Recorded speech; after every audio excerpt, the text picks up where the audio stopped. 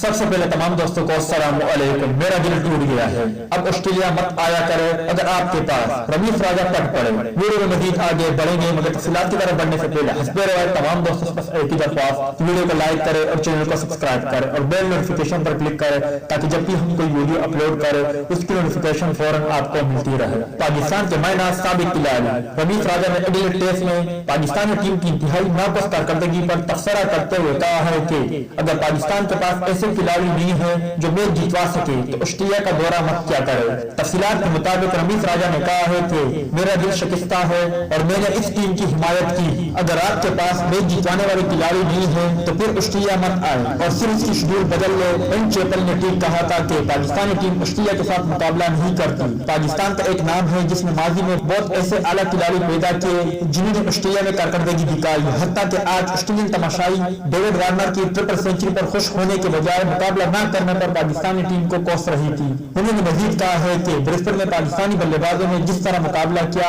مجھے امید تھی کہ وہ گلابی گیند کے خلاف آخری سیشن میں مقابلہ کریں گے۔ بابر اعظم کے علاوہ کسی بھی کھلاڑی کی جانب سے کوئی فٹ ورک نظر نہیں آیا اور اپنی وکٹیں تحفے میں آسٹریلین بالر کو دے دی۔ تو دوست یہ تھے رمیز راجہ اور پاکستانی ٹیم کے حوالے سے کچھ اپڈیٹ۔ ویڈیو اچھی لگی ہو تو لائک کرے، بری لگی ہو تو ڈس لائک کرے۔ چینل کو ابھی تک سبسکرائب نہیں کیا تو سبسکرائب کر کے ساتھ موجود بیل آئیکن کو بھی دبائیے۔ ملتے ہیں کسی نیکسٹ ویڈیو میں، تب تک کے لیے اجازت دیجیے۔ اللہ حافظ۔